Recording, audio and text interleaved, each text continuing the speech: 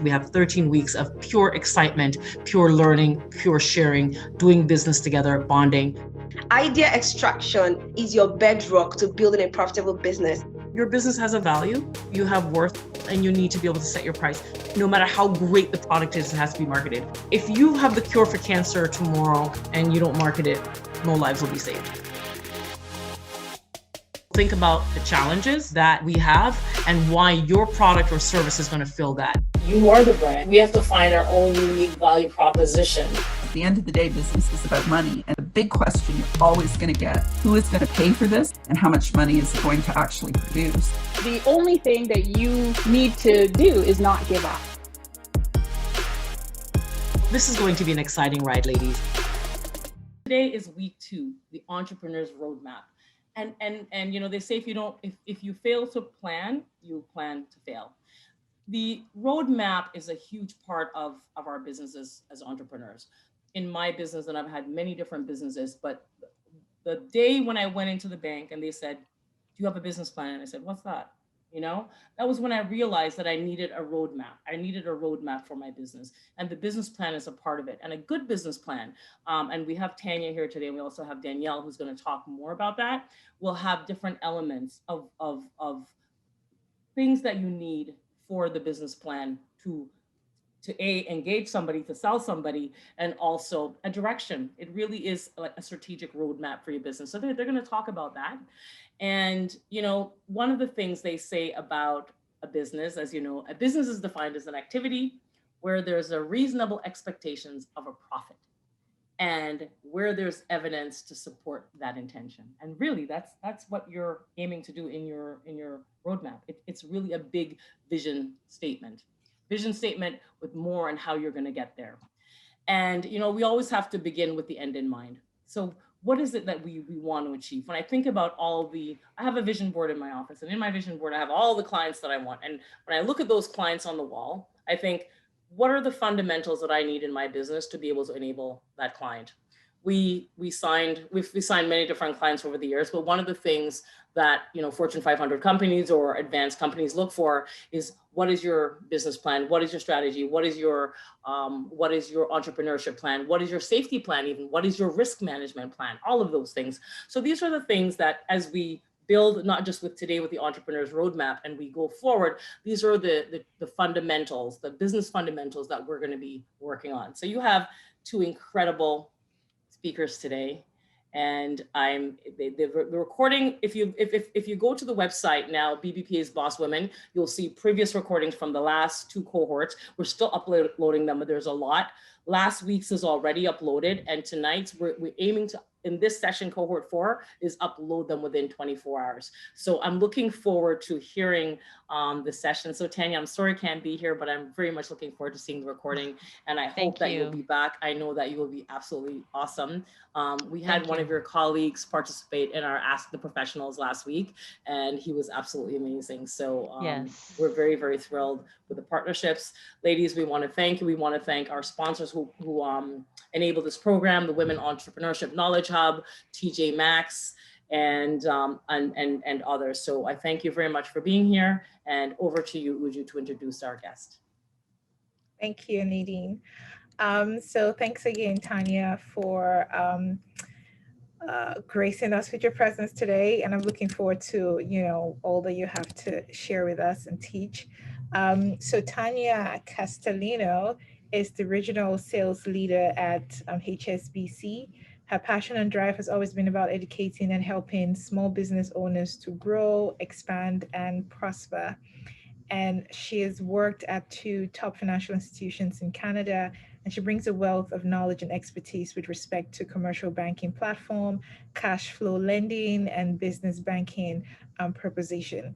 She graduated from York University with a Bachelor of Business Administration, and now works as the regional sales leader at HSBC. Her motto really is to help shape and enhance the retail business banking proposition so that it meets the evolving needs of our business clients. So please welcome Tanya as she teaches us today about really the different pillars that are on the entrepreneur's road journey to success and sustainable business. Thank you. Thank you so much, Uju, for that warm introduction. I feel very honored and extremely elated to be part of the BBPA committee and BBPA presentation today. So thank you so much for having me. What I'd like to do is like I said, I'm fascinated by women entrepreneurs, and I think we all need to support each other, especially during a time like this. I think it's really important that we all support one another and remember that there's no goal you can't achieve. Your your biggest obstacle is you yourself. You are the only person who can stop you from achieving what you want to achieve. I truly believe that as women, that we need to really put our best foot forward, and we really need to, there's, you just see it, there's so many women leaders there, and I think that each and every one of us on this panel today is a leader in our own way and is a leader in our right mind. So with that said, with that said, I want to share my presentation. I put together a nice slideshow that I'd like to share with you all. Let me see if I can just share the screen, and I can. Fantastic.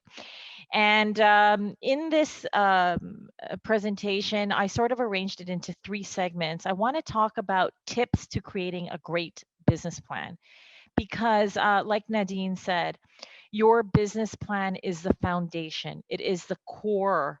It is your debut. Before you go on stage, this is your debut. This is what you're telling the audience, that this is what my business is all about. And how can I take my business from here to here, right? And that's where we come in. And, we always look at a concrete business plan. So I'm going to share with you tips for a great business plan. Followed by that, I want to talk about a hot topic. And it's a very hot topic during today's environment and today's global climate and global environment. And that is your business pandemic proof? We don't think about this often. We turn around and we look outside and we see so many businesses that are thriving during this climate. We also see a lot of businesses that, unfortunately, I take my hat off, taking us that have through been, this course yes. by the BBPA. Have you ever? So we see a lot of businesses, unfortunately, that have been really heavily impacted by this pandemic. And some businesses have not had the ability to thrive through this. And, I want to talk about, my hat goes off to them. That's why I always say support the local businesses. But I do want to talk about how we can make your business pandemic proof and what sort of tips you need to know and keep in mind to thrive through an environment like this. Because today it's COVID, tomorrow could be something else. So we always need to say, how can we thrive through that? And then my third topic is talk about HSBC, because I do represent HSBC, and I want to talk about why should you choose HSBC? Why are we unique? Why are we dynamic? And how can we set out to help the entrepreneur like yourself? So with that said, let me get my feet wet and let me get started. What I have here are tips to consider when creating a business plan. And these are very important tips. So with every business plan, and when you start a business plan, it's very important that you give the reader a good biography and a good concept of what your business entails and what your business is all about. I want to be able to read in the first few lines. I should be able to get the gist of your business. I should be able to understand, like I always say, W5, who, what, where, when, and why. Okay, so this becomes very important. The very first thing is your business proposal. Tell us about your business. Give the reader a biography of the business. I want to know your story. Why did you start this business? What passion is driving you to start this? We want to know in a nutshell, how did you come up with this idea or this philosophy to start this business? Is it a hand-me-down from your heirs? Is it something that your father did and now you're taking over? Or is it something that you just came up with and said, you know what, this is my passion and this is something I'm going to be really good at? So your business proposal should start off by having a few lines, just giving a biography. Similar to how you give a biography about yourself, you should talk about the biography of your business, why you're doing it, what brought it about, what inspired you to start it, what is your passion. So this is, I always say, is the most important thing.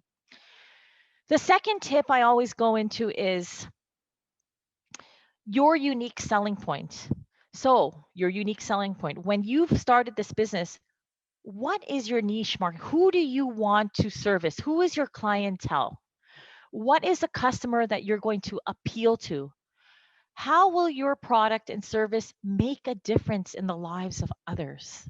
Because we don't just make a product and service or create a product or create a business if you don't want to make a difference in society. I think too many people create a business with the thing of, oh, I want to make money and I want to make a living and I want to provide for my family. But I actually believe that all of that is a factor of wanting to make a difference in the lives of others. Because when you put it into perspective, if you want to make a difference in the lives of others and you are inspired by your business philosophy and your business subject matter, then everything else will come. It will just automatically come. Success is a component of being able to really make a difference and making a difference in society. And what does your unique business bring in that subject matter? The third very important point when creating a business plan is to understand your market. Market analysis is key. And when I say that, it's very important that you understand who is your market, who is your target market, who is your niche market. It's important that you understand the demographics and understand who are you attracting. Are you attracting local markets? Are you attracting domestic markets? Or are you attracting global markets and their distribution method? Okay, so this becomes key in any type of analysis. Very, very critical that you understand that. The other component that's important is to have key competitive information. And when I say key competitive information, you need to know who are your competitors, who are you targeting. How does your business have a competitive edge? How will your business allow you to compete with other businesses in the similar industry? Okay, what is different about your business? Why should I choose to do business with you? So key competitive information. This is something that you need to cover in a grant. And I always do my business plan. Okay, this is my proposal. This is my biography. This is why I came with it. Second, this is my unique selling point. These are the type of customers I'm trying to appeal to. These are the type of services I can offer. And this is how I can make a difference in society and the lives of others. Then I do my market analysis and I put it in big bold letters. My market is to target demographic and local domestic markets. I want to attract the women entrepreneur. I want to attract the male who's doing whatever. So the people understand my distribution model. Who am I distributing this to? Now, some businesses will go as far as going global, right? We'll go into different markets globally and around the globe. So it really depends on the nature of your business. That's going to be really telling of who your client is, whether it's demographic, whether it's local, whether it's global markets. The fourth point, obviously, is your key competitive information. How does your business distinguish itself from other businesses in the same field? How do you have a competitive edge? Number 5 is the organization structure. What kind of legal organization, what kind of structure or legal structure is this? Is this a corporation? Is this a limited partnership? Is this a sole proprietorship? What are the differences between these legal structures? Is this a simple or complex structure? Because some businesses are owned by other businesses, which are owned by you. And that is often done in Canada from a tax vehicle. It's a tax mechanism or a tax vehicle that is used to sort of structure your business. That sort of information, I always say you need to have a good accountant. You need to have a strong accountant. Your accountant becomes your ally, becomes your friend, and this is what becomes very important. The 6th is your staff and your employees. Happy staff will create a lot of good things. You know what they say, happy wife, happy life. But happy staff in your business is your bread and butter. So make sure that if you're going to hire people, make sure you know how many people you're going to hire and make sure you hire people who are motivated and who are just as ambitious as you and have the common goal with you, and treat your business as if it was their own. Because when I come to work every day at HSBC, I treat it as if it was my own business. Although I work for the bank, I work for the most global bank in the world, and I treat it every day like I'm running my own business. So it's very important that people working into your business treat it like as if it was their own. The seventh goal is to understand the ratios, to understand the key financial ratios. Now, when you're presenting a business plan to the bank, because you're coming to the bank and you're saying, look, I have an idea, I have a startup, I need financing, right? So when you come to us for that, it's very important that you understand key financial analysis and ratios. It's very important that in your business plan, you have month-to-month projected cash flow. So on a monthly basis, you can say, this is a startup. This is where I'm starting today. This is my opening balance sheet. And the opening balance sheet talks about the net worth of the business at a given point in time. The idea is to grow your net worth over time. How do you grow your net worth over time? By understanding the balance sheet. This is how much of my own personal money I have injected into the business. This is my own personal capital injection that I've put in the business. And how can I take that and expand and year over year grow it exponentially? Okay, so it gives the bank an idea of what have you put of your own savings into the business. It's like when you go purchase a house, right? You can't go and purchase a house without putting a down payment. You need to have some kind of down payment. You should, it's recommended that you have some kind of down payment. So similar when you have a business and you're starting a business, you need to have some sort of down payment to get your feet wet and to grow it from there. And that's why the opening balance sheet is so important, because it tells me how invested are you as a shareholder? How invested are you as a director or owner of your business? If you believe in the business, then the bank will believe in the business. If you believe in the business, then your customers will believe in the business, and your customers will want to give you repeat business. So again, cash flow analysis and forecast, month-to-month projections, okay, understanding month-to-month how the business will do, an opening balance sheet, and understanding key ratio analysis. And you don't need to be experts on this, but again, if you have a strong or a good accountant, he'll be able to give you advice on, how to sort of outlay your ratios, because it's very important that the bank looks at liquidity and working capital. The bank looks at your debt to effective net worth. What we look at when we say these ratios, and these ratios, I don't want them to be over your head. I just want you to know that when I say these ratios, what I'm referring to is we want to make sure that the company we're financing is not over leveraged. And when I say over leveraged, we want to ensure that the company does not have too much debt. Otherwise, why would we, the bank, want to give them money if they can't pay off their own debt? So it's very, very important that we understand these things. And working capital is important, because what's important in a business cycle? What's important in a business cycle is the ability to turn inventory or receivables into cash.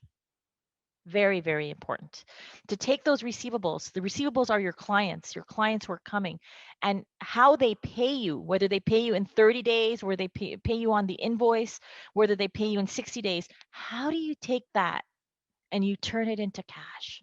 Because when you turn those receivables into cash and you turn that inventory into cash, the business gets profitable. The business starts to make profits. You're happy as a shareholder. You're happy as an owner. Your employees are happy. And guess what? Your business starts to flourish, and it starts to really move into, a different direction. So I just try to outline tips to consider that when creating a concrete business plan. And these are the tips that I always sort of, talk to my clients about. I always talk to my peers about. I always coach my staff around this. The importance of a business plan cannot be undermined. It cannot be underestimated. It actually is the foundation. It actually is your bread and butter. And this is what it's your guide. It's your guiding light, right? You take this business plan and you make it grow, and you change it over time. So this is what I wanted to show you in terms of the business plan. With that said, I will move on to my next segment, which is your business pandemic proof? So why do you think this is important? Why is it important to have your business be pandemic proof? Today it's COVID, tomorrow it's going to be something else. A few years ago, it was the swine flu. It was SARS happened in Toronto. SARS, we had a big festival, and that took a big setback in the economy. They had a big concert out at Downsview Park for that.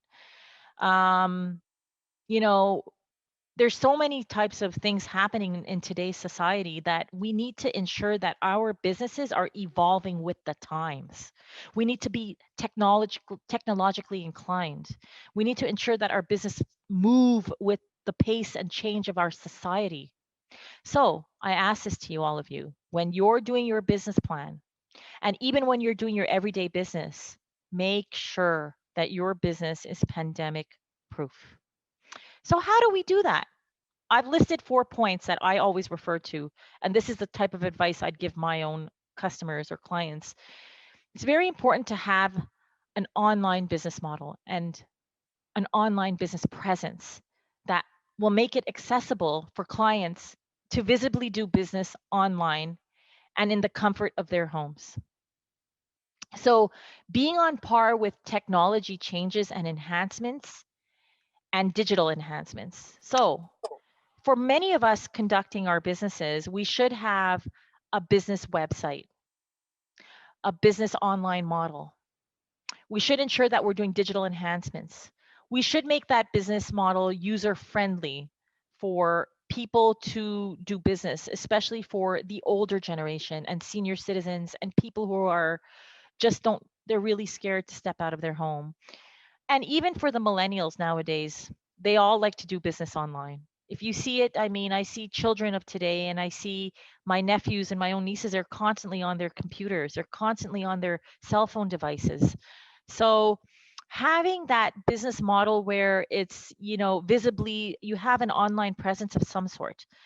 Now, for each business and industry, it's going to be different, but to have that online visibility and online business visibility is really important in today's technology and today's society. So again, something that I stress wholly that you have. The other thing that I think is a key to being pandemic proof is to having a mentor. A mentor is your best friend. Who is that mentor is really personal. It's a really personable, it's a very personal thing for everybody. Your mentor could be your father, it could be your uncle, it could be your best friend, it could be your accountant. I say my accountant is my best mentor because I really look to him for a lot of advice when it comes to running a business. And I think that everybody should have a mentor or somebody to guide them in the right direction.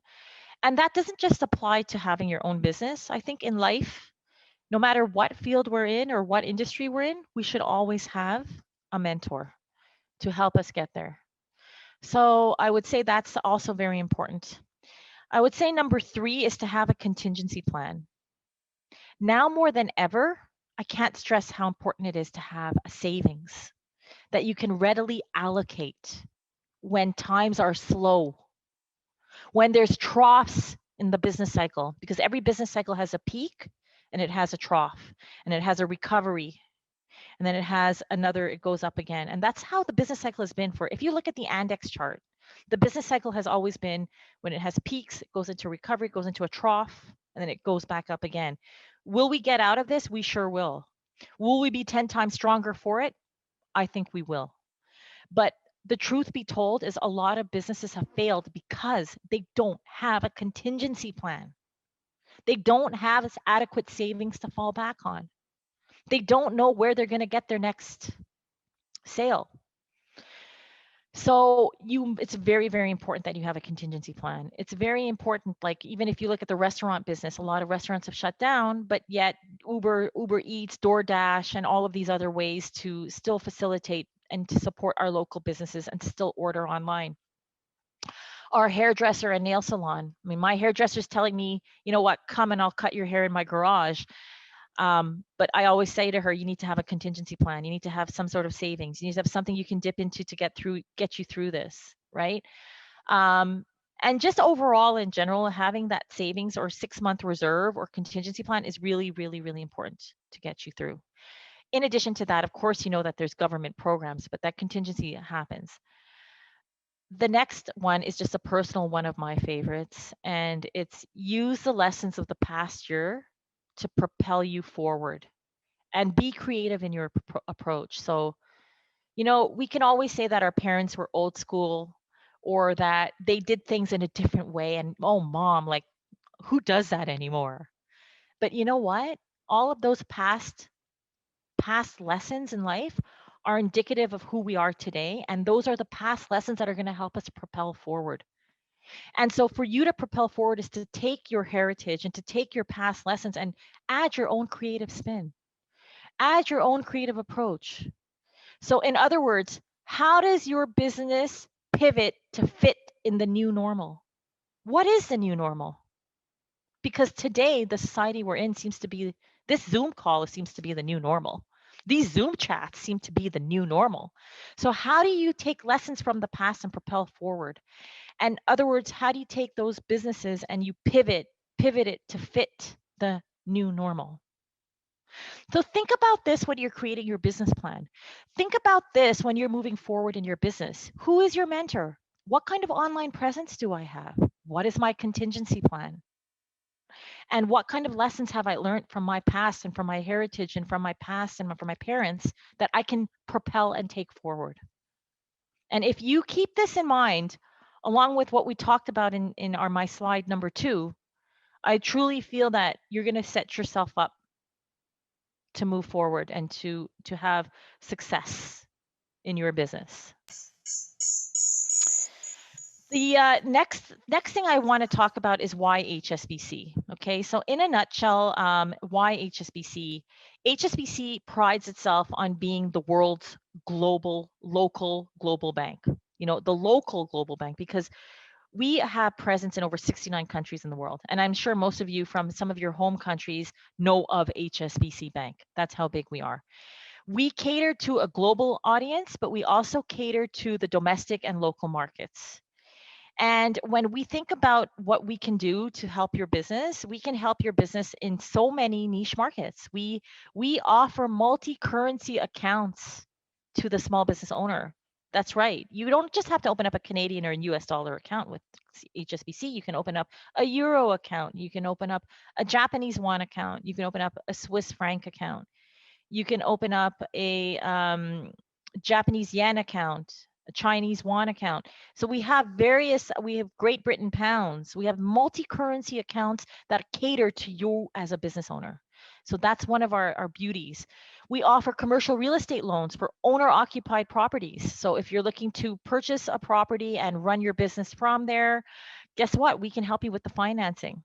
We have a cashback offer of up to 4% cashback on any sort of term loan, equipment loan, or leasehold improvement loan, or commercial real estate loan. So if you want to know more about that, reach out to me. I'd be happy and gladly tell you about that.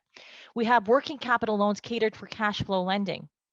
So working capital loans, because it takes you a while to get paid by your client, but guess what? Your supplier is saying, I need to get paid now. So that's where the cash flow lending comes in. We have term loans for equipment and leasehold financing. We have the Canada Small Business Financing Program, which is our CSBFL program, which caters to startups for up to $1 million. And it does leasehold and equipment loans up to $350,000 under certain conditions do apply. But the Canada Small Business Financing is catered towards startups. So if any of you, are in that startup phase, this is a loan for you. I'd be more than happy to have myself or one of my peers get into more of the intricacies of this loan. We also have various government relief programs. We have the Canadian Emergency Business Account Program. We have the Highly Affected Sector Credit Availability Program, which is our HASCAP loan. We have the CEBA loan. We have other various relief programs that the government has come out with, and they're working in conjunction with HSBC to offer these solutions to our entrepreneurs like yourself. So don't hesitate to come to me and ask me, what are these relief programs? What can they do for my business? How can they help my business? Like I said, we have various multi-currency accounts. And then of course we have the new small business $500 welcome step program. And this is where you can earn up to $500 just for opening an account with HSBC. So This is a campaign that is going on until November 30th. Okay, so it's going on until November 30th, 2021. And you can earn up to $100 if you open up a new checking or savings account with a minimum balance of $3,000 in the first 3 months. So in the first 3 months, it has to have a minimum of $3,000. Cashback will be paid within 60 days. And there are other conditions that apply, which I won't go into all the nitty gritty. But if you do want to know more about this, you can circle in with me and I'm happily tell you about that. So with that said, I just hope that you got some sort of benefit and value add from my presentation. And I just want to thank you all for this opportunity. And, I'm always here for any questions you may have or any sort of questions that you want to ask me. Please feel free to ask me any questions. Thank you for that. Thank you. Thank you, Tanya. This is very well packed. And who would have known that all these goodies can be gotten if you open an account with HSBC? So thank you for just giving us a tip of the iceberg. I have some questions that came to me personally, but if you do have Yes. a question, please just put it on the chat or unmute yourself and ask or raise your hand. And I see Susie, I'm going to get to you in a second. I'm just going to ask the question that I have. And this one was referring to, I believe this was referring to when you were talking about having a passion or having a purpose before opening your business. And this person is asking, what if your passion is really just to make money? So how do you communicate that when you're setting up a business or selling a product? And that is I read that and I kind of resonated a little bit because that is a legit passion. Some people really just want to make money without having to go trade or trading stocks and stuff. But how do you communicate that if your core passion is really just making money? That's a very tricky and a very loaded question. I personally would keep that to myself. That's how I would handle this. I wouldn't want to go out and tell the world that I'm just starting this business because I want to make money. Me. There's nothing wrong with wanting to make money. And secretly, we all want to make money. Okay. We all want to make money. So secretly, you're not in the wrong to want to make money. But I think I would deal with this approach in a very different manner because I want people to understand that this business has a purpose. It has a meaning, and I'm going to make a difference in society. And I want to make a difference in your life, whether it's Susie, whether it's Alethea, whether it's Katerina. I'm just naming your names, but I want to make a difference, right? And I think that when you go and you start your business with a purpose, the money comes after. It just comes. Your passion becomes a labor of love. It becomes something that you love. And when you do something you love, you never work a day in your life. And I truly believe the money will just flow. It will just automatically come. So I think that your desire to make money is true, but you have to keep that as your little secret and you have to keep that inside of here. But when you deliver it to the audience, think about it. If you go to the pizza store that says, "Hey, I'm just going to do this because I make money for it." Or you go to the pizza store that says, "What toppings do you want on your pizza?" I've been in my family's has a heritage in making pizza from God knows when. And my nonna or my grandmother used to make it like this, or my auntie used to make it like this, or I can put this topping on, but I can tell you this, I'm going to make it with passion and love, and you're going to love my pizza. Who are you going to go to do business with? The one that said, I just want to make money? Or the one that said, I'm going to make you a pizza you're never going to forget, and I'm going to make it with passion and love? I tell you, I want to eat his pizza more than I want to eat the pizza who just wants to make money. So you just have to sort of come out and deliver it in a very discreet way. Secretly, we all want to make money, but we need to deliver it with passion and flair, and we need to be able to really keep the focus on the business. Keep the focus on why are you doing this? Why do you love what you do? What are you trying to deliver? And who's your audience? Awesome. Thank you. That was a fantastic answer. We have quite a number of questions coming in that have to do with the intricacies of the account, and I'll get to some of that. But I just want to give the floor to Susie. Your hand is raised, so go ahead. Hi guys. Hi, A Susie. lot of information. Definitely learned a lot that I didn't know of before. I didn't know that there were so many opportunities out there regarding like business loans or grants and stuff like that. So basically, I wanted to just clarify. When it comes to business loans, do they accommodate any sort of leasing? Like, say you wanted to rent out a suite. Sorry, let me just introduce myself. I'm Susie. I'm a hairstylist. Nice to meet you, Susie. Nice to meet you too. And what I want to do is I want to be able to open up a suite, but I don't want to come into a problem where it's going to take me a while to pick up my business and get it flowing and stuff like that. And my biggest worry is opening up a suite and then not being able to afford to pay for it. So like, should I be saving up funds for like 5 months, 6 months? Like, how much money should I save up so that I don't get into that kind of situation? That's a fabulous question, Susie. And that's a question that I get asked time and time again. And in order for your business, like, this is where I say having that contingency and that cushion becomes very important. I would honestly say you should have at least 6 months rent put aside in a savings account. 6 months. Because you do need to account for things are going to be very in your business. You have peaks and you have troughs, right? In the summer, people have weddings, they have, functions to go to, they have, baptisms and birthdays and parties, and it's very busy time. Christmas and the holidays become extremely busy because everybody wants to get their hair done because they have some event to go to. COVID's made it a little different. Maybe we should be doing our hair for these Zoom calls, right? But it's definitely the tide has turned. Yes. But you need to have 6 months in there, okay? Mm-hmm.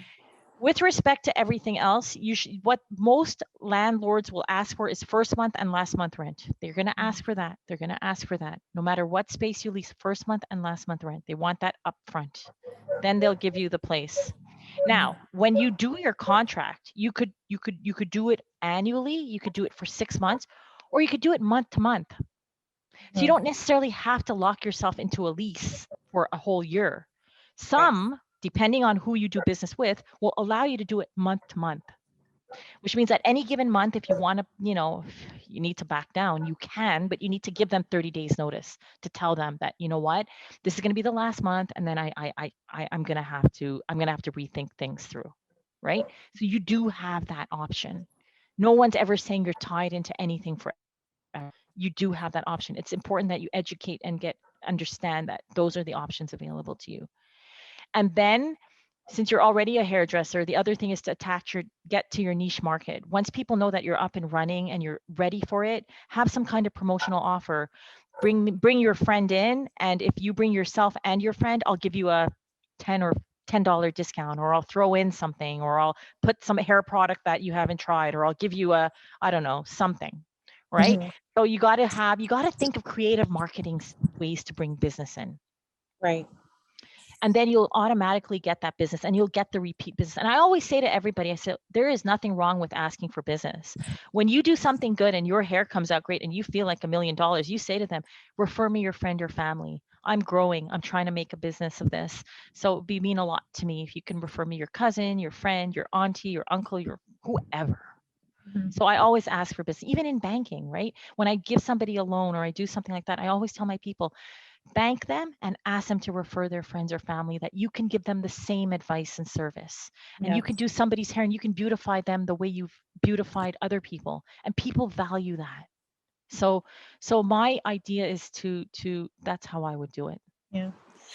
Thank you so much. I really appreciate that information. I also just wanted to know, do you have any kind of grants or loans for something like what I'm doing? Like, if I'm starting from scratch, pretty much, like I'd be starting from scratch. So yes, so then what we would do for you is we would do you under the Canada Small Business Financing Loan. Okay. Okay. What I can always do, Susie, is after that I can get in touch with Uju to get your name and everything. I can send you the information on the Canada Small Business Financing Loan, so you can read up on it. You can understand what the loan entails, what kind of a business plan is involved. But for what you're looking for a startup business, you just have to sort of do a budget cost analysis of what it's going to cost you to get your business started. Brushes, combs, chairs, mirrors. What do you need? Do a I actually budget do have a analysis. business. I do have a business plan, and I do have an inventory list. So I do have that.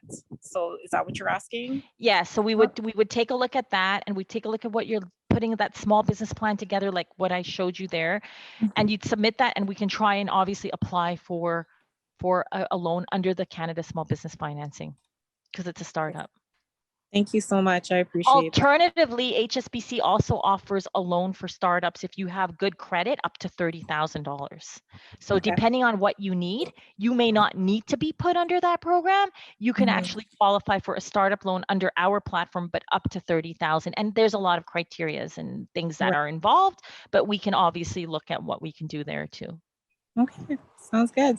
Thank you so Sounds much. great. Thank you, Susie. Thank I'll you. get Good your luck. information. You will. Is your information Yes. going to be in the Zoom chat? I'm gonna enter everything in here when just haven't had a chance to read everything, but I'll definitely enter all of that in there.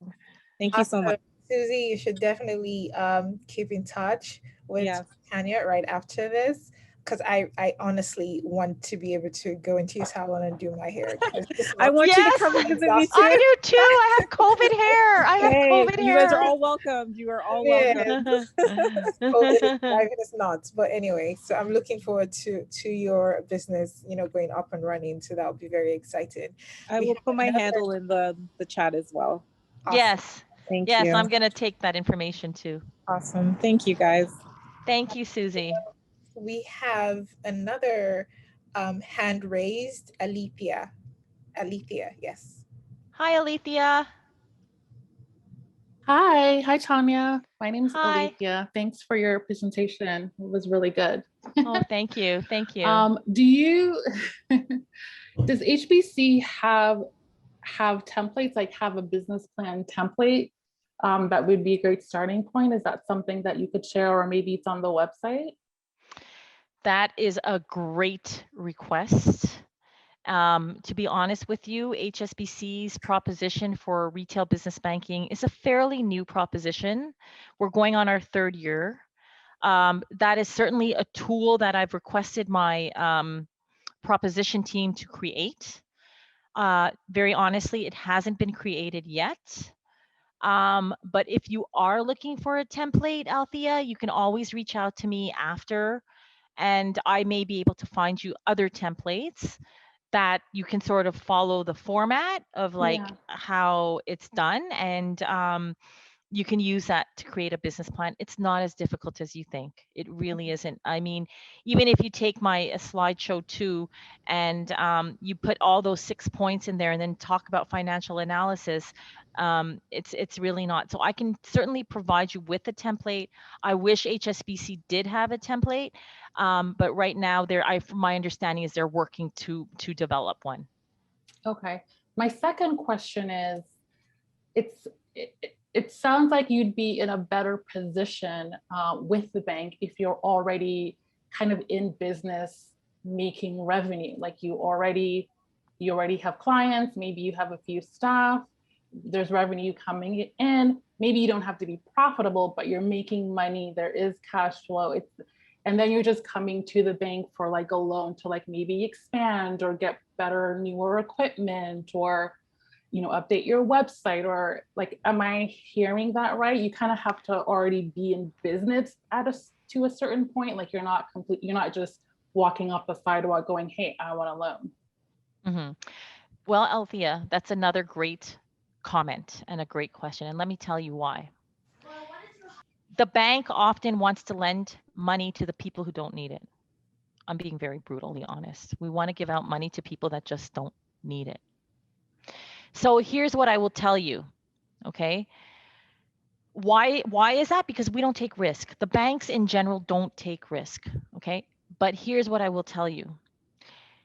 if you've been in business for 2 years and you're showing profits, okay, it's easier for us to lend to you because you have some sort of track record that shows us how profitable your business was from 1 year to the next or from the past years. And we can rely on that to develop an analysis and do our ratio analysis and then, be able to lend to you. That being said, even startups, banks do lend to startups. They lend a discretionary lower amount, but we can lend to startups. Under our Canada Small Business Financing Loan, the same one that I presented to Susie, you could qualify for higher amounts up to 350,000. They're more detailed, but that's also an avenue that you can take, and you can certainly qualify for lending under that. What they do often look at in the criteria is they're going to look at your personal net worth when we lend. We want to look at your personal net worth to make sure that tomorrow, if your company does default, we do have something to fall back on, and we know we'll in turn get our money back. So that does also become very, very, very important. And we'd like to know that we have something to fall back on. So they look at your personal net worth. Startups, we do have programs that do offer them. But to your point of saying, obviously, if there's longevity in the business and you've been in business for 2 years plus, and you've been in business for, 3, 4 years, whatever the case may be, it makes it easier for us to have that comfort to lend. And so just to touch on what you were saying before, it's also important to kind of clean up your own personal financial situation, like, so your debt, your credit, how much money like you have in your personal bank account, stuff like that is equally as important. It's equally as important. Nobody's saying that you shouldn't have debt. Debt is healthy. Everybody has debt. Everybody has debt, right? Of some sort. Mm-hmm. Oh yeah. Yeah. That the friend debt never goes away unless we all win the lottery. Yeah. Then right? Otherwise it's still there. But the truth be told, it's how you handle your debt. It's how you are disciplined around paying your debt. It's your credit bureau. They talk to the 5 C's of lending. I always say the 5 C's: the character, your capacity, your collateral, your capability, right? How are you able to enforce all of that? So even if you have the debt, if you have a credit card, are you late in your payments? Do you pay them on time? Do you pay all of it at once? Do you carry forward some debt, but you always make the payments in a timely manner?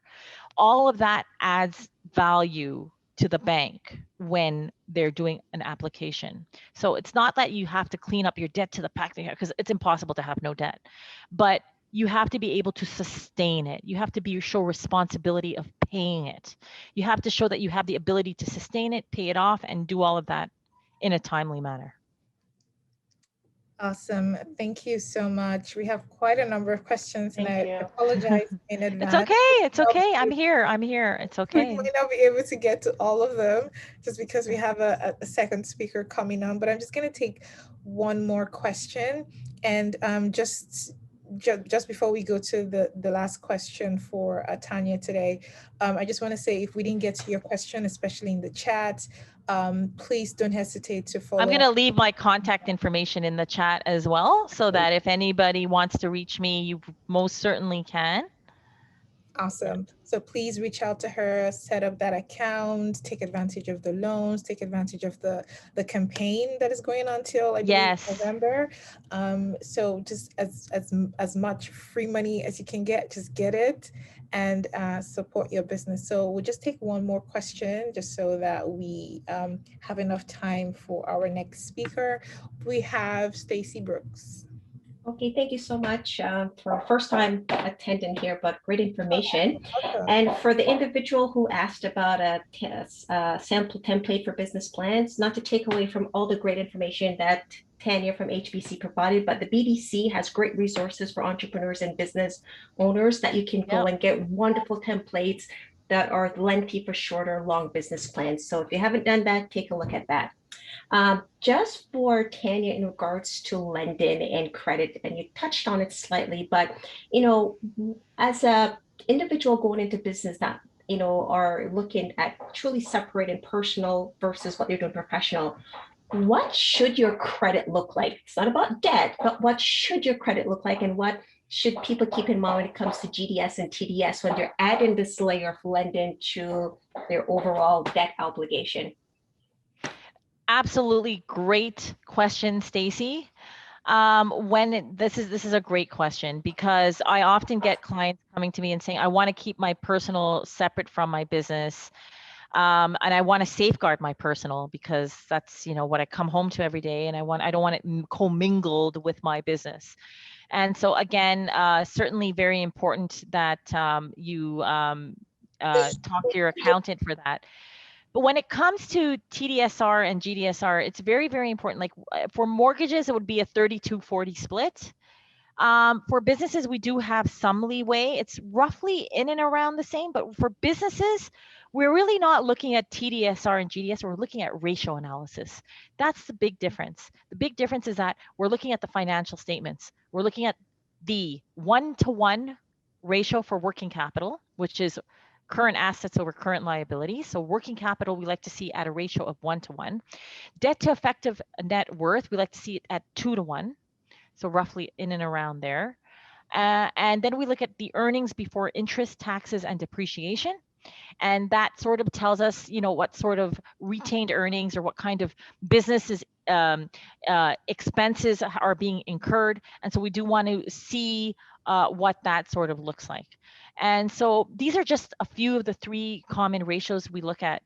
In conjunction with that, we also look at your credit score or your beacon score. And this is lingo that I kind of don't want it to get into bank lingo, but we look at your overall credit score. We look at your net worth of the client. We look at your credit worthiness, and we look at your fallback position. So these are additional factors that we look at when we do business lending. I hope that sort of gives you some clarity, or I hope I tried my best to answer that. That's great. What's the range that people should be in when you are looking at their credit score? So if anybody may be on the border or just under, what extra work are they looking to be at least in that range? What does that number look like? So credit score is a very good answer. The bank clearly likes to see a credit score of 680 or greater. Okay, 680, 700 is considered it's considered great. It's considered that you're paying everything on time and there's been no credit issues or derogatories in your credit. Anything in the 800s is considered exceptional. It means you don't even let interest accumulate. You just pay everything off, right? And that's ideally, the bank loves that, because the bank loves that, but the bank loves that when it comes to lending to you, but they really don't make money off of you because you don't have any interest, right? You're not holding any interest. You're paying everything off on time. Now, be conscientious. This is another tip I want to give you when it comes to your credit. Be very conscientious of things like TELUS and Fido and Rogers. These things can creep up on you. They could easily create. Sorry about that. Yeah, those can easily creep up on you. You can have one issue with TELUS or Rogers, and that can show up in your bureau, and that could just drag you down. So it's very, very important that you don't let any of these things creep up on you. I've seen clients come to me and have exceptional credit, and they're like, oh, I'm doing a dispute with TELUS, and this dispute's been going on for the past 2 years. And I'm like, okay, so you do have one bad derogatory in there. And that, as a result of that, has creeped your score down. And then we have to go in for exceptions because everything else is good except for that one little thing. So just be cognizant of that. Amazing. Thank you so much, Tanya. This has been very, very, very informative. And I just hope that everyone else who we couldn't get through their question, we can somehow get answers to them at some point in the near future. Please just reach out to Tanya. I love how Tanya teaches. There's really no cloud of doubt or cloud of confusion. It's very straightforward, and all of your questions will be answered. So please reach out to her if you have, which I'm sure you have a ton of questions. I even have a ton of questions that I couldn't get to as well, but we're pressed for time. But thank you so much, Tanya. This has been very, very, very, very impactful. Hopefully we'll get you back again sometime. Thank you. Awesome. Thank you so much. I really enjoyed this. And I just want to say you guys are all a great group of women, and we have to support each other through this time and in life and in general. And please don't be shy. My contact information is in this chat. all of you reach out to me for any questions or inquiries, even if it's not banking related. I want to be there to help you, because you know what? We got to stick together, ladies. We're one force. So just know that I'm there and I'm here to answer anything. Awesome. Thank you so much. And so we're just going to go on to our next speaker. And I believe that she's here already. Danielle Spencer. Just trying to Yes, I'm here. Yes, she's here. Awesome. Hi, Danielle. Hi, Uju. How are you? Fine, thank you. So Danielle is not a stranger to the Boss Women platform. She has been here from the very beginning. For those of you who do not know, Danielle Spencer is a project manager at Brand EQ, a marketing agency, and also the founder of Baloo Organics, which is a really beautiful products for kids. Sometimes I look at it and I'm like, why don't I have a kid yet? Because I just really want to buy the products and just have it in my home, but it's beautiful. So Danielle is here to just share with us her entrepreneur journey, especially starting a business in COVID, and also the tips when it comes to starting one from literally when the idea is in your head.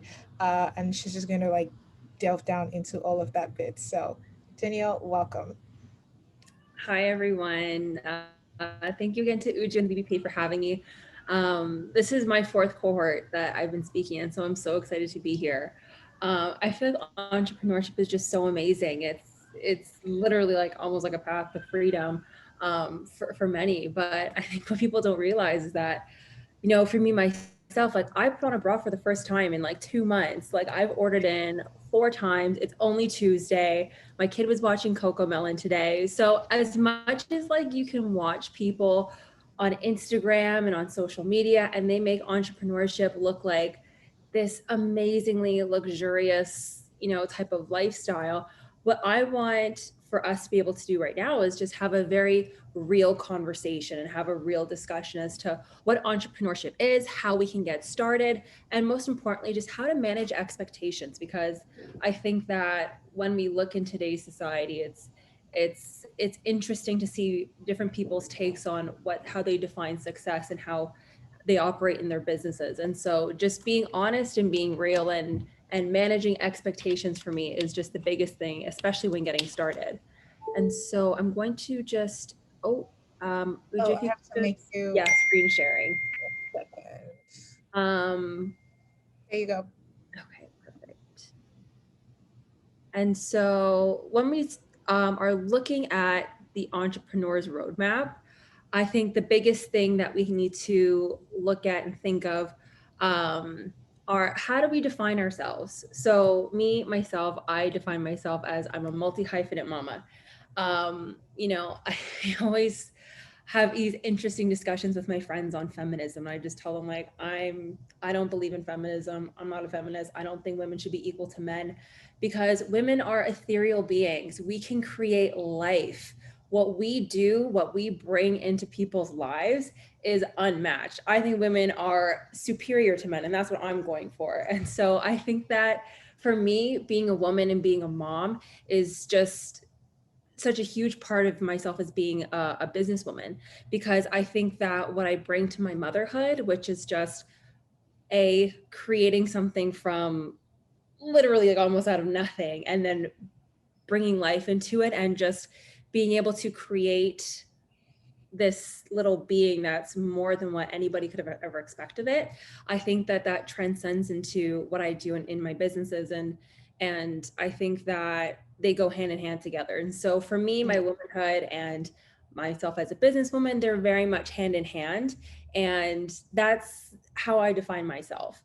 Rather than saying, you know, I do this thing in marketing, I do this thing in my business. I always just blank slate. I'm saying I'm a multi-hyphenate. Like I just do a lot of different things. But as Uju was saying, I'm a project manager at a branding agency called Brand EQ, as well as I started a business within the pandemic. Actually, we're almost at our 1-year anniversary. And it just very quickly had taken off and has done extremely well. And so being able to share all of that with you and kind of like how I had gotten started is really exciting for me, especially considering that we're coming up on our 1 year. And so when I look at our business and getting started, some of the biggest things that I've recognized are, when you're getting into business, well, actually, I'm going to go through like these 4 kind of like topics, but the first one's going to be getting into business, establishing your brand, creating checklists, and setting realistic goals. So when getting into business, the first and most important thing to do, which I think Tanya had touched on really well, is registering your business. If for no other reason than funding and financing opportunities. Working in marketing, we had a client who was putting together a pitch competition a few months ago, and it was catered towards Black women who own their own businesses. And of the hundreds of applicants, when we did our first screening process, the number of them who just didn't make it into the next round because they didn't have their business registered was just, it really sucked to see, because it was something that was almost so simple, and a lot of them had incredible businesses, great business plans, and they were pretty much all set up except for the fact that they just didn't have their business registered.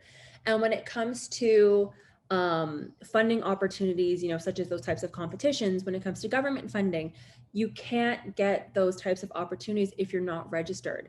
And so to just get that done first thing is really important, because it just sets you up, and it's kind of the last thing that you want to kind of like kick you in the back and for you to not have when an opportunity comes up. Like again, with that pitch competition, like it was $10,000, and to have missed out on that opportunity just because you weren't registered, it's something that you just don't want to happen. So just make sure that your business is registered first thing. And a part of that is another, thing about getting started in business is recognizing your strengths and weaknesses.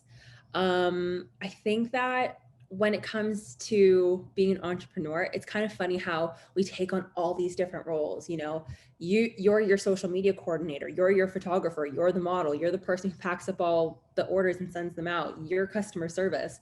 And I think that it's really important to recognize that if some areas are just not your strong suit, like if you're somebody who, if somebody sends you an email and they're like, I don't like this was really bad quality, I want a refund, but it's a product that you poured your heart and soul into, and that's going to offend you, and you're going to just not respond in a generally neutral type of way, and maybe customer service isn't your strong suit, it's okay to pass that off.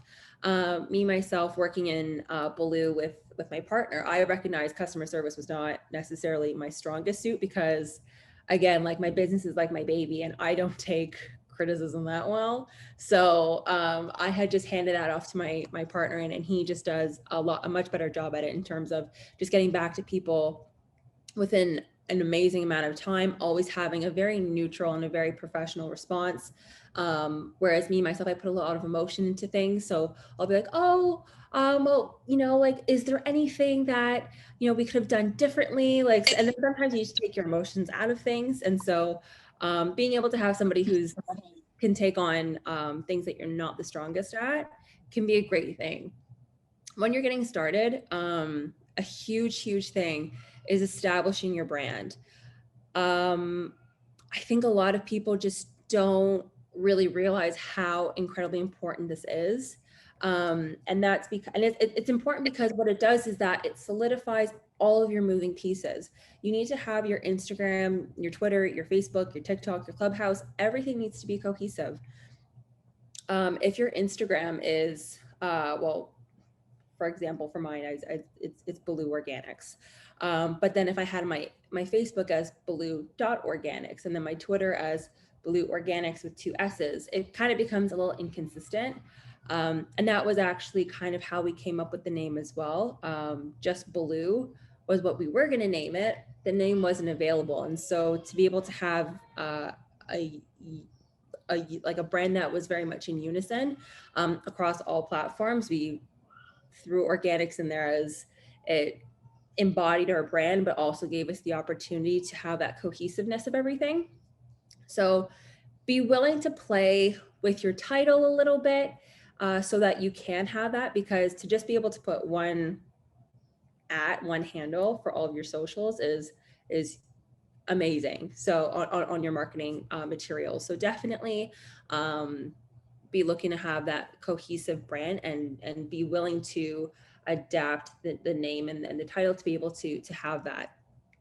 And so nailing down your platforms is huge. Another part is invest in your brand. I think one of the first things that you should do, especially if you have a product, is be investing in great quality photos. We've had some clients who they've come to us and they're not sure why their products aren't selling. And then we look at the images and we're like, oh gosh, you have no idea what good quality photos can make a difference in. And so one of the first things that you should be doing as soon as you have your product or your service established, you have all your benefits and how you're going to sell it, is investing in great quality photos. And when you're getting started, definitely come up with a checklist. And I don't even mean a small one that's just like a quick to do. Make sure you have a really long checklist that gets into each of the niches of your business that you need to be able to have down pat before you launch. When I had started my business, it was very kind of impulsive and random. I wanted a ball pit for my daughter and I couldn't find one that I felt was up to par with what I would normally purchase for her. And so I kind of decided to make my own. But before I did that, I kind of just tested the waters a little bit and I posted it on Etsy to see if it would even sell. And we got 5 sales in the first weekend. And things kind of just took off very quickly from there. But as opposed to lining up our eggs before we got started, we kind of ended up just scooping up what we could and we just started running. In hindsight, I definitely would have had things a lot more organized. And I think that creating a checklist just to make sure that you hit all your key points and you can have somebody review it just to make sure you're not missing anything is really key. And a part of that is just setting realistic goals as to what you can expect from yourself. I don't think that overnight success is a thing in the slightest at all. And I think that anybody who ever tries to sell you that is just not being honest with you.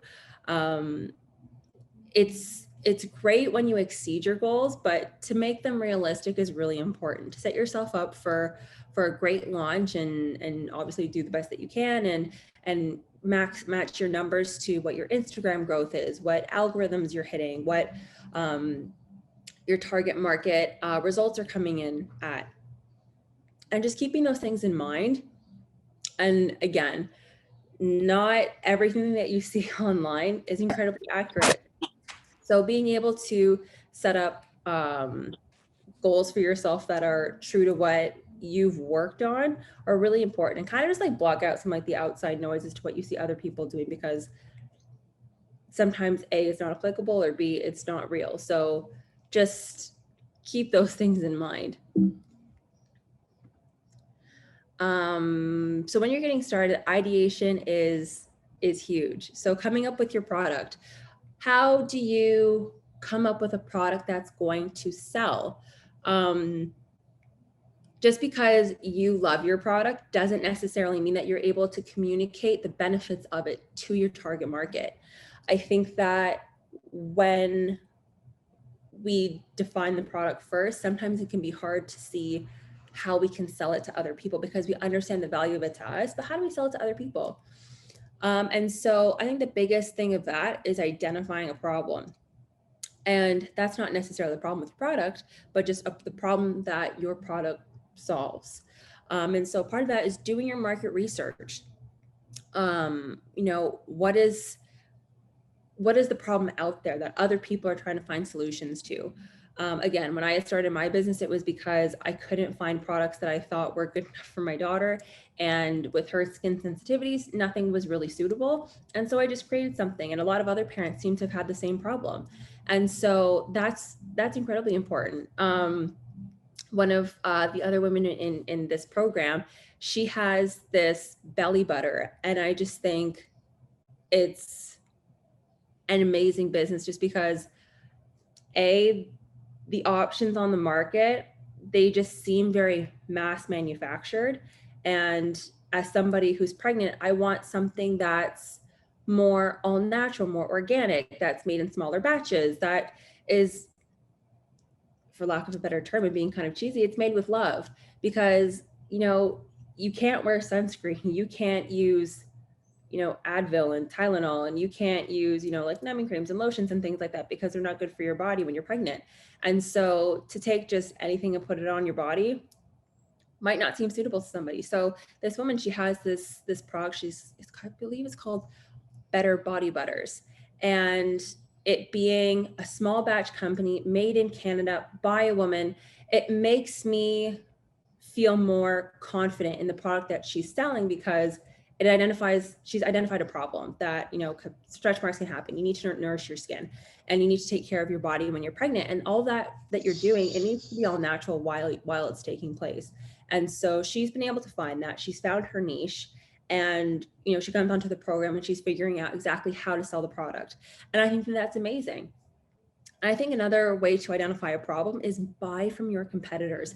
See what they're doing wrong. I think that there is a lot of oversight when it comes to products that mass produce and mass manufacture. And I think that's why small businesses are booming these days, because there is something about that immediate interaction with the company, and especially with the owner, that, you know, large companies just are missing. And so if your product can just be 10% better than your larger competitors, I think you're just, that small increase in value is just really valuable, because it's almost unmatched. So know what your competitors are doing wrong and just do that right, because that's what they're doing wrong is just going to make somebody else upset. They're going to look for somebody else. They're going to find you. You do it better, and they're going to come back and they're going to recommend you to their friends, their families, the people who they have on their platform. So just always be aware of that and look into what other people are doing as well.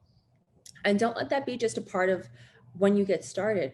Constantly be doing that. Maybe once a month, order from a competitor, see what it is that they're doing, and see what, again, you can do better. Identifying how your business is going to stand out. So a part of that is incredible self-reflection, and again, managing expectations. So working in marketing, one of my favorite clients, she came to us about 1.5 years ago, and she has a payroll company. And when she came to us, she had just been through a couple of different options when it came to marketing and advertising that weren't working for her. And it came down to the fact that they were just overselling her guarantees and telling her, oh, this is definitely going to work. This is definitely going to benefit your business. This is definitely going to get you sales. And when she came to us, I remember sitting down with her and I told her, I was like, I'm not going to make you any guarantees, because that's not necessarily how this works. You have to be willing to make the investment and the commitment to your business, and then trust us to just take it forward for you. And that's absolutely what she did. And she's absolutely my favorite client, because she just trusted me like so wholeheartedly. She was like, go ahead, do your thing. Anything I ever brought back to her, she was just like, I love this. This is amazing. This is great. I love it. And it's just, I think that what's so great about that is that she just kind of gave her business over to me as a professional and was just like, blow it up for me, please. And it's something that we're absolutely doing. Her business is growing. She was recognized as one of the best accountants by People's Choice, by Blacks. And, you know, that was huge for her, because that's her standing out as a woman in her profession who is just exceeding, and she's doing incredibly well, and rightfully so, because she trusts in her business. I remember a part of her consultation, she was saying that she had just had twins, and by the time her maternity leave was over, she didn't want to have to go back to work. And so what she's done is she's worked really hard to be making sure that her business is standing out from her competitors. And so for her, what we've really focused on is the fact that she's a small business owner. And so what comes with that is a more intimate experience. She's very equipped to handle your micro needs and to look at your nuances and the minor details that other companies may overlook. And she works with you in a very much one-on-one capacity to make sure that she's meeting your business's needs and to be making sure that the payroll and her, human capital management are not only what you expect, but that they're working for you. And I think that her being a small business owner is a huge selling point. And I think that a lot of people, they want to be big, they want to be noticed, and they want to be almost comparable to their competitors. But I think that there's something really, really great about being a small business owner, because it means that, you're putting in the extra effort and that, and you're giving that extra attention to detail that other companies aren't giving. And so her being a small business owner, that's just one example. But I think it's really important for you to find what it is that makes your business stand out. Like Nadine was saying earlier about Nettie's hot sauce, is that, she had a man come over, and we know that, Caribbean men, they can take their heat. And so, if that's something that, she noticed that I think he really enjoyed, well, maybe that's kind of like a selling point. Like maybe especially around like Valentine's Day and the holidays, maybe it's not so much that she sells the product as, a great addition to your kitchen. Maybe it's something that's like relationship building, like come to the kitchen, like have like a romantic evening cooking together and have like Nettie's no joke hot sauce. So, find those little details, like whatever they could be, and make sure that whenever, you sell your product or you sell your service, you're getting your feedback, like, because you never know what little thing could be what sets you apart. And then another part of your ideation is finding what is your customer approach. I think that especially now with the pandemic, we are all working virtually. In-store shopping has absolutely changed. And so our ability to access consumers is something that's very unmatched to any other time that we've ever been in business. However, I think that for many of us being small business owners, we're kind of already used to working online. We're kind of already in the throes of being virtual. And so what's great is that many of us have already had the opportunity to figure out how to access our consumers. But I think that it's important to always be adapting within that. I think that, for me personally, again, I work with a actual product. But for people who work in services, again, there's another woman who comes into the program and she has, I think it's called like GTA cleaning. And so in one of our sessions, she was she had asked a question about how to have a social media account when you don't have a product to sell, you have a service.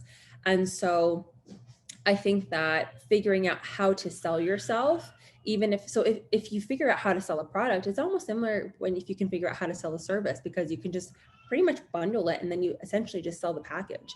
And so her being, especially, in the GTA, I think that it can be almost easier when you have your designated area as to where you're selling. She's very much located in Toronto. And so it's easy to set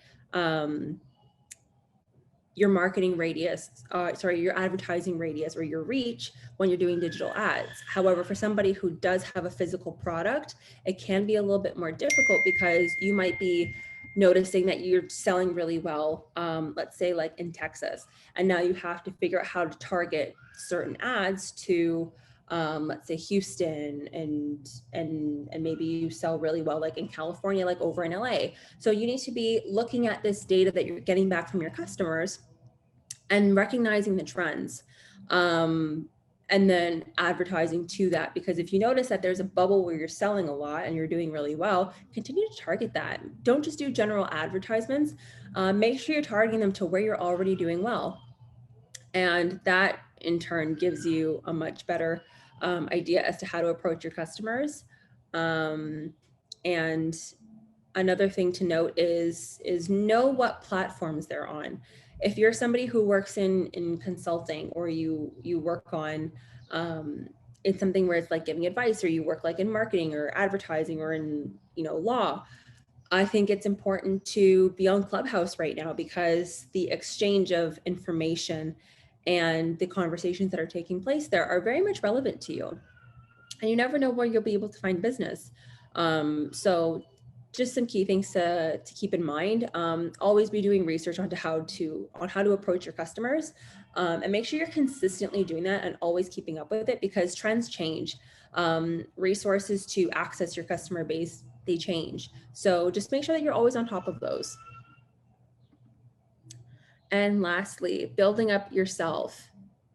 So building yourself in business is really interesting because it's almost like you are your business. And that's kind of outside of what your actual business is. So as soon as you become an entrepreneur, you immediately have two businesses, the one that you're actually doing and working on, but then you also have yourself, the entrepreneur, and how you are building yourself as the anchor to the business that you create. Because if you decide to expand on that, the best thing that you could have going for you is your personal reputation and credibility in the products or the services that you sell. So I think that building yourself in addition to the business that you've created is really valuable because it's just, it anchors you. And so one of the key things that I tell a lot of people is to just fake it till you make it. And the fact that nothing online is real. Every time I go onto Instagram, I see people with really cute outfits and they're going to lunch downtown and eating out on like a bench with like a great salad or sandwich or whatever. And they have cute outfits and like they're always doing something, grabbing a coffee and things like that. It's never really like that. People, what they do is they bulk content, or they'll bulk shoot their content either weekly or monthly. And then they just like post it throughout the week so that you think that that's what their life is like, but it's not really. But we all buy into it because we think, wow, that's what you're like as a business owner. Like you go and you get your coffee and you do your ideation, you find your inspiration and you do this and you do that. And I want to be like that. Like I'm going to follow you. And just remember that it's all very curated. It's all very much crafted behind the scenes. And that doesn't have to be what you need to be like every single day. It's very much okay to just, get up in the morning, throw your hair in a bun, brush your teeth, have a quick shower, and then jump on your laptop and get to work.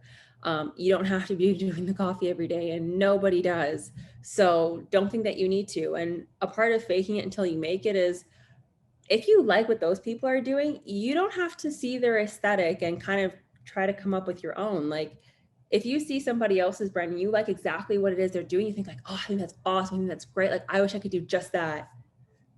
Do just that. I think that there is literally no shame in seeing the way somebody takes a photo and just simply recreating it, taking a photo and posting on your page, putting in your hashtags, putting in your alternate text for like the algorithm behind the scenes, and building up your brand that way. Another thing that I think is really interesting that I kind of figured out within like the last few weeks is you'll notice that influencers and people who have very bold personas online, they're always posting about things like, let's say, luxury gifts that they give away or luxury gifts that they buy themselves, or maybe they'll do a haul of their outfits for the week. They do that because as part of it being content creation for themselves and as an entrepreneur is they write all of that off on their taxes. So if you see somebody doing a full haul and you're like, oh my God, I love all of her outfits. Like, I think that they're so cute. They're writing all of that off. So it just becomes like a business expense because they've embodied the fact that them as an entrepreneur, like they themselves as a persona, that's now a business. So again, keep those things in mind. You yourself, you can also do those things, if you build up your entrepreneurial persona in addition to your business. So the opportunities are endless, but always keep those things in mind. Another thing is to always be learning and be willing to adapt.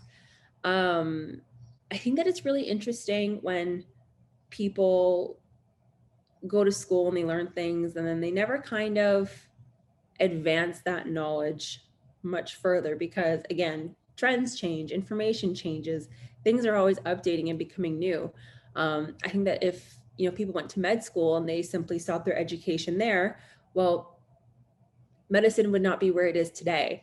And so I think that the value in always learning and always adapting your mindset is really important. And always just make sure that you're, you know, maybe reading one book a month that, you know, pushes your mind and pushes your boundaries as to what it is you're comfortable with as a business owner. You know, read articles, you know, find a page on TikTok that you like that has, you know, business tips and advice. You know, follow Uju for her 1 minute with us every week. You know, I think that it's really important to just find what inspires you and what information helps you just think critically in a different way and advances yourself as a business owner. And also recognize that failing is the best thing that can happen to you. I know that sounds kind of like, but I remember the very first session that I kind of spoke at for the BBPA was when I had started my first business doing strip lashes.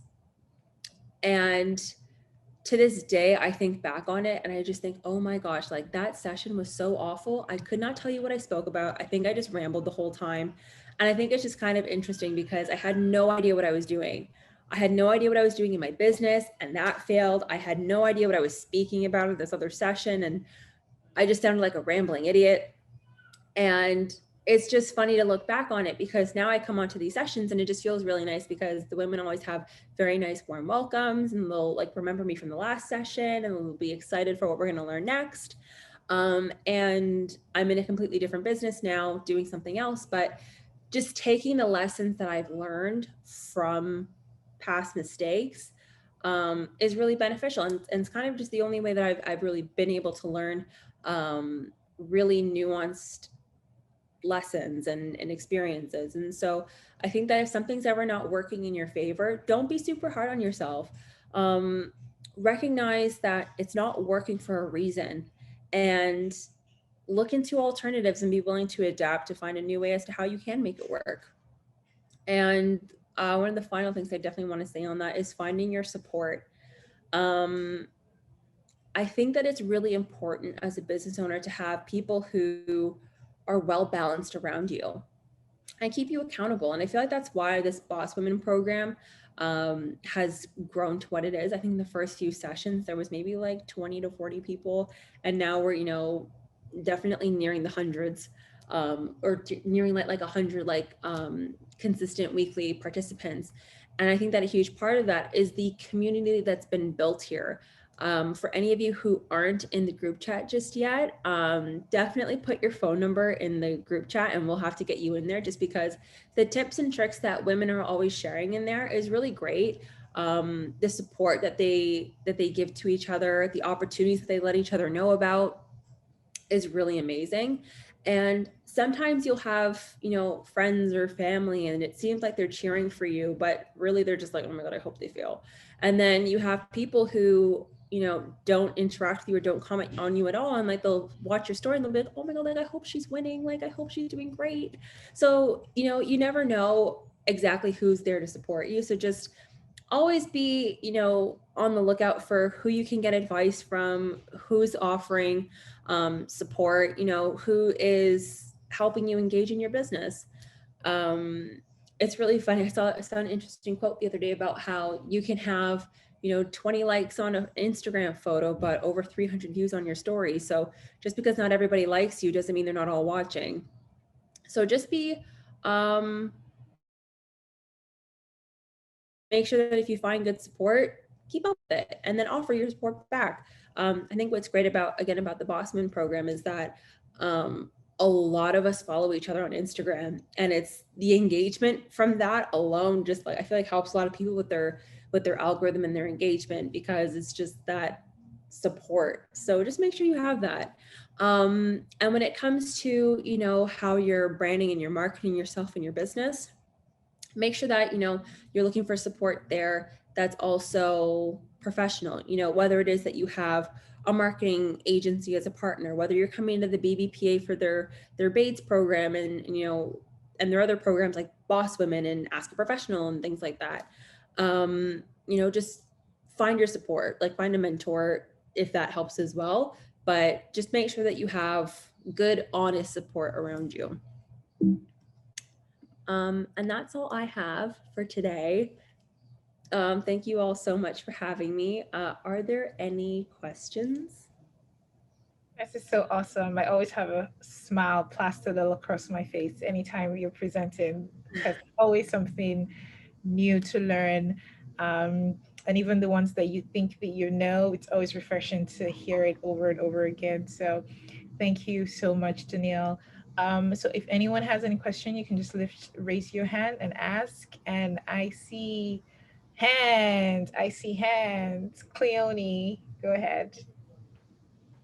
Hi, Danielle. Really great presentation. Thank you. I'd like to ask a question about, content creation for Instagram. Like, how do you come up with different ideas? If you have a service business, how do you come up with your content for your feed, so that you don't come off as stale and repetitive, and you want to, just to be creative? I'm not that person.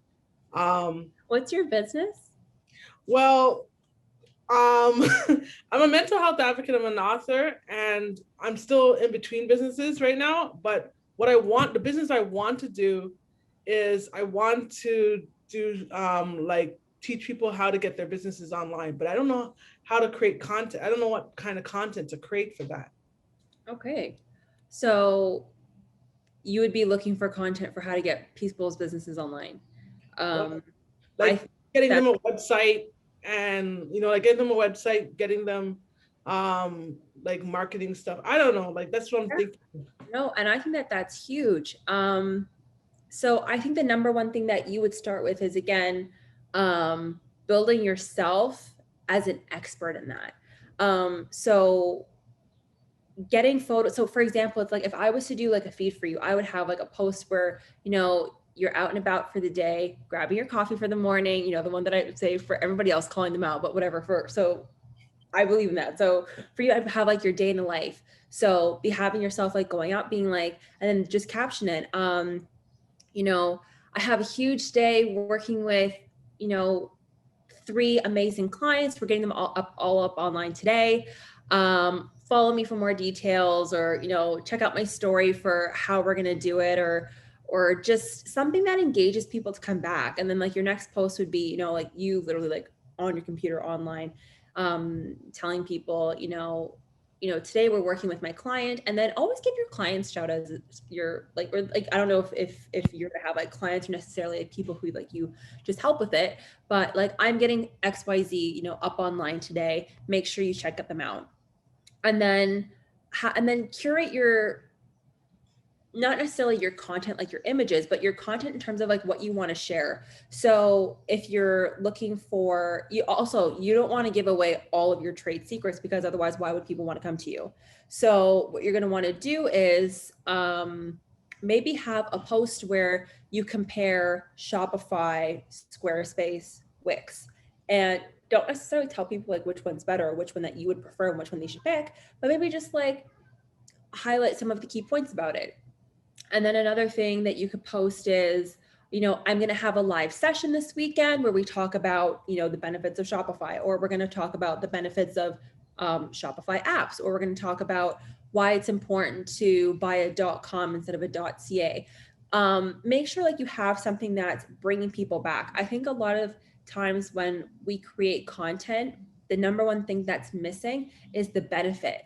And that's where there's a huge difference between people who have something genuine to offer and people who kind of are like kind of stale online. I think that everybody needs to have a value add. What are people taking away from your page? And so if you can define that, if you can define the takeaway, and really what you should be doing is trying to define that on a weekly or monthly basis. What is the takeaway? What are people learning from this? Why are they coming back? Do they want to come back? And if you're noticing that people don't want to come back, define why. If you don't have a takeaway just yet, maybe you need to figure out what you want that to be. And And then people will start coming and they'll start watching. And when they're seeing other people having results, they'll be like, well, damn, like, let me come to her. Because when you start a business and when you're an entrepreneur, you have pretty much one of two options when you get started. You can hire someone who knows how to do it, or you can figure it out yourself and figure it out fast. So oftentimes I think the best solution is to hire somebody to do it, because if, you could get me online with my full list of inventory and have me selling in a week, that's better for me than if I try to figure out myself over 2 months. I do it poorly. I'm having awful conversions. There's a cost to it. And if the cost definitely is in line with the benefit, then I'm going to definitely look into that, because there's value in it for me. So what you need to figure out is, what is the value add? Okay, perfect. Thank you very much. My pleasure. Awesome. Thank you. I see quite a number of hands. We might not be able to go through all the questions because we're over time, but I'm just gonna call like 2 more, right? And then we'll call it a day. Stacy, please go ahead. Hey, thank you. Great presentation. So much great content. Danielle, what are some suggestions that you have for business owners that they started out small and it was easy to manage smaller batches? What do they need to do to go about scaling up themselves? So without diluting the brand or the personal touch that made them what they were, how can they elevate from the infancy stage to the elementary stage to bigger stages without diluting what made them special to begin with? Yeah, absolutely. It's actually funny that you mentioned this, because this is actually something that I'm kind of going through right now. So again, like when we got started, there was nothing good on the market that I wanted. And then a part of our growth was my partner had said that he wanted to source foam for our products here locally. And in doing so, we were able to get a much better quality than we would have overseas. And that in itself was a huge value add to our brand. Now, the only thing about the foam that we have is that it's a little too good quality, in that when we try to package it up and send it out, we had to figure out how to do so. And then we ended up deciding, okay, we're going to shrink wrap it. And that has worked out for us well over the last year, but we actually recently just signed on with Indigo. And in doing so, we now have to package our products differently. And so in trying to figure that out, because we've never shrink wrapped our products to sit on a shelf, we don't really know what to expect with that. Our products have always been made to order, and then sent out within a day or two. So they've never been shrink wrapped really for more than, our longest period was ones that got stuck at the border over around the holidays, and they sat there for about a month. And they also shape back really well, but we don't really know when we're sending in our products in August, and they're not going to be put on the shelves until October, November. So I think that what we're planning on doing right now, and if you're looking for how to do batches, what I would suggest to that is, well, actually, what's your current shelf life for your product? I don't have a shelf life product, but I'm just curious because I just think it's important that if I ever transition to something that's shelf life, it's good to have that information and you factor that into your business growth plan to say, this is what it is and here's where it needs to go. But if it is, say it's a consumable that has no preservatives, or something that is similar to yours where it's not a consumable, but it changes format. What are these things that you need to take into consideration when you're now moving from a small scale to a big scale? Because it all comes at a cost. Absolutely. I think one of the best indicators of that is that you're growing. And that is great in the sense where it's like, okay, so now you have more opportunities, but more opportunities come at a cost. And so now what your options kind of would be are you going to hire more people to help you make the inventory to keep up with it so that you can maintain the integrity of the product? Are you going to have to maybe scale back at your job? If you're working part-time, maybe you take less hours. If you're working full-time, maybe it's time for you to evaluate if it's the moment to take the chance on yourself as a business owner and take a chance on your business, in which case then you can devote more time into making your inventory. And so I think those would be the biggest things to consider, especially if you're dealing with a shelf life. I think that if you're working with something that expires quickly, again, you don't really want to start putting preservatives and things like that. So I think it just comes down to not necessarily like mass manufacturing, but just like having more people be able to help you make the products so that you can maintain the integrity of it. So either that, or then it's a signal that it's time for you to put yourself maybe full-time into your business, and you kind of just take that risk and really help to and really work to see it grow. That would be my kind of 2 cents on that. And yeah. Awesome. Thank you. So we're like almost we're like over time, but I think we can just take one more question so we can just let our beautiful ladies go. So if we don't get to your question today, don't worry. Danielle's email and Instagram is here. You can always reach out to her and ask her questions personally. But we'll just take one more question. And Danielle, because you are Danielle's namesake, go ahead. Hey, I'm not gonna lie, ladies. I was like, come on, let our names synchronize and them choose, and it worked. So great insight, Danielle. Really appreciate it. It's great to know that when you did start out, you did have a lot of questions and you did test and learns. And one thing that pointed out to me was you mentioned that at first you started with Etsy, and then I guess you moved on to your own e-commerce site. I guess my question there is, what was that transition like for you, and why did you decide to go about that route? Because for myself, I have a candle making business, and obviously Etsy is the place for homemade goods and all these valuable homemade stuff. But I'm in the middle of battling whether to go Etsy route or just to go the full Shopify route. And I just wanted to know why you decided to do that and how it worked out for you. Yeah. Okay. Well, first of all, I love candles. So if you ever need a nose for testing, please let me know and I will gladly buy some test ones from you. But to answer your question, actually, we actually didn't leave Etsy. We actually stayed on it. But we ended up creating a website because, so in our first weekend, we got 5 sales, and because the setup and the first few sales came in so quickly, our account actually wasn't fully set just yet. And so they canceled all of our orders by Sunday. So I set it up on like the Friday, and they were all canceled by Sunday. And so all the emails came in like, order canceled, order canceled, order canceled, order canceled. And we just had a panic attack. We were like, why is this happening? We cannot rely on this platform. Obviously they suck. Let's get another one. Let's make our own website.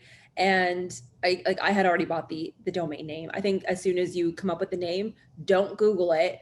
And as soon as you do put into Google to see if it's even available, buy it immediately, because I believe, conspiracy, whatever, I believe that there are bots out there that see if people are searching for certain domain names and they buy it so that they can sell it to you at a higher price. So the moment you think of it, just buy it. But so we set it up because I didn't want to be in the good graces of another platform. I didn't want to kind of just like be at their mercy if anything ever went wrong. And so for me, having our own platform was really important, because it also, again, really anchored our business. If you went looking for blueorganics.com, it didn't just show up on Etsy. We had an actual website that just looked more professional. So those were, so professionalism and control of our,